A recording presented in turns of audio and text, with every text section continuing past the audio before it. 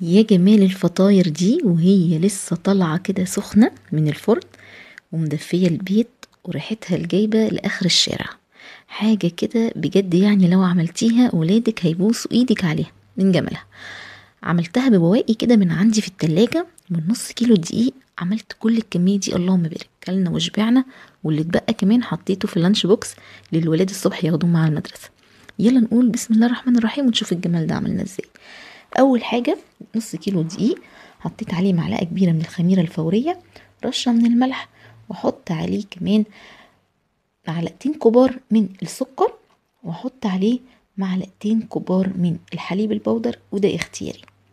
انا عشان عجنه بميه فحطيت حليب بودر، لو عجنتي بلبن تستغني عنه مفيش مشكله، ولو عندك برضو لبن رايب تقدري تستخدميه مفيش مشكله خالص. تمام. هقلب كده المواد الجافه دي كده كلها مع بعضها، وهبتدي احط المواد السائله. معايا كوبايه وربع من الميه الدافيه، تكون دافيه عشان تخمر معاكي العجينه بسرعه عشان الجو بقى ساقع.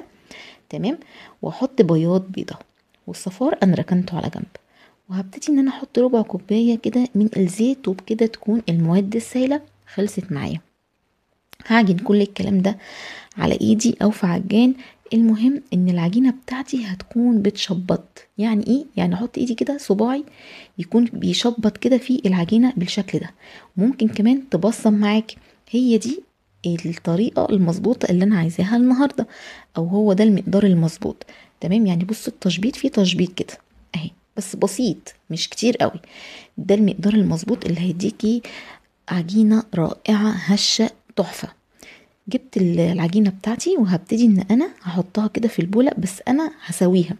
عشان اسويها بص شايفين بتشبط ازاي، بس ايه، مجرد ما انا بشد شوية بتلم معايا. حطيت في ايدي كده دهنة زيت، وهبتدي ان انا اساوي العجينة بايدي. وركزوا بقى، لما حطيت في ايدي زيت بصوا العجينة بقت عاملة ازاي، اكنكم بالظبط بتشكلوا في حتة ملبن.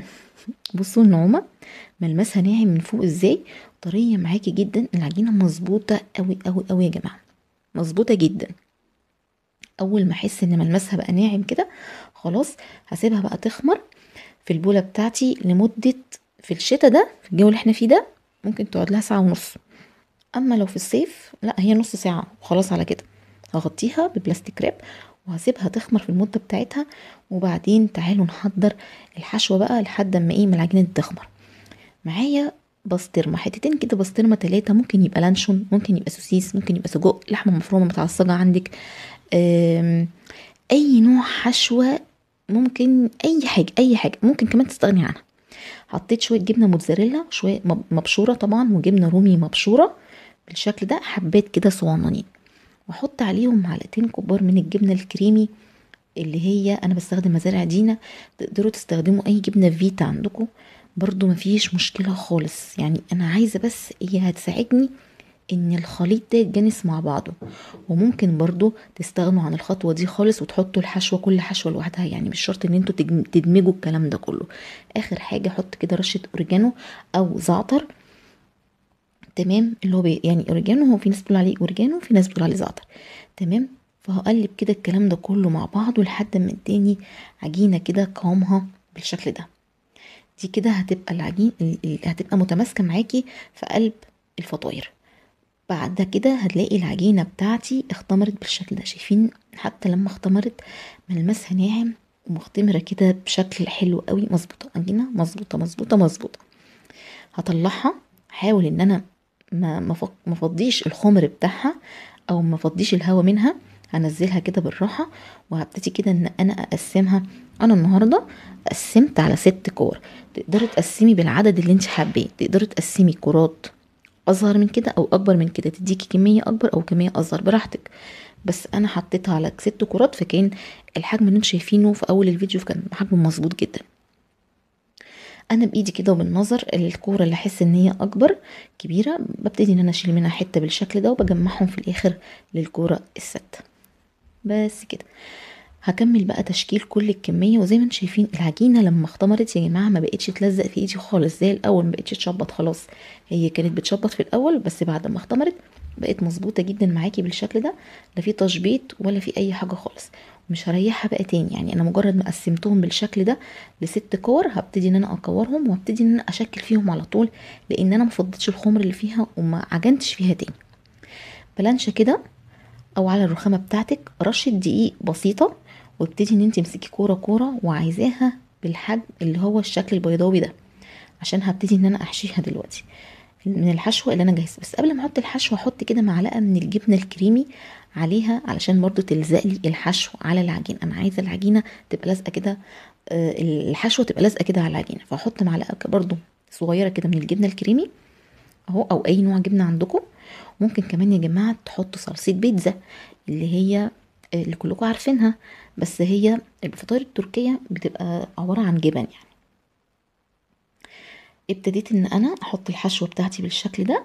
قسمت بقى الحشوة اللي عندي بالنظر كده على 6 كرات، على 6 دوائر، بحيث ان كل كورة كل عجينة تاخد الحشو المناسب ليها. وبعدين حطيت برضو رشة كده جبنة رومي مبشورة، وابتديت ان انا اسويها كده بالمعلقة، وهبتدي ان انا اقفلها خالص. اقفليها خالص كده بالشكل ده، هتتقفل معاكي في منتهى السهولة اهو. وبعدين هرفعها وبعد ما اقفلها اتاكدي تواي كويس جدا انك انتي قافلاها كويس. بعد كده هرفعها احطها على الصاج بتاعي، بتترفع بكل سهوله. انا عايزاها بالشكل ده، بس طبعا لما اجي احطها على الصاج احط الناحيه اللي انا قفلت منها هي اللي تحت، والوش ده هو اللي فوق. شايفين؟ فهمتوا قصدي؟ يعني الناحيه المقفوله هتكون تحت والناحيه المقفوله هتكون فوق. فرشتها على صاج مدهون زيت ورشة سميد. ليه؟ لان لو احنا حطينا زيت بس من غير رشة سميد الفطاير دي هتتزحلق منك، فالسميد بيدي ثبات للفطاير ما بيخليهاش تتزحلق، وكمان بيدي طبقة كده من تحت مقرمشة جميلة. جربوها تعجبكم قوي. صفار البيض اللي انا كنت شايلاه على جنب رشيت عليه رشة فلفل اسود، وابتديت ان انا ادهن الفطاير بتاعتي بالشكل ده. انا حطيت 3 بس في الصاج و3 في الصاج التاني، وابتدي ان انا احط كده رشة حبة البركة. ده في اول 3 رشيت فيهم حبة البركة، وهبتدي ان انا بسكينة او بعجلة كده بقوم فاتحة من النص، واقوم ابين بسكينة كده افتح العجينة عشان ابين الحشوة اللي جوه بكل سهولة. شايفين السهولة؟ سهلة جدا وبسيطة. هي هتحسوا ان العجينة لازقة في الحشوة، بس بالسكينة بحرف سكينة حاولوا ان انتوا تتخروا كده العجين، علشان احنا عايزين نبين الحشوة بالشكل ده من جوه اهو. لما بتدخل الفرن بقى بتبقى شكلها بصراحة رائع.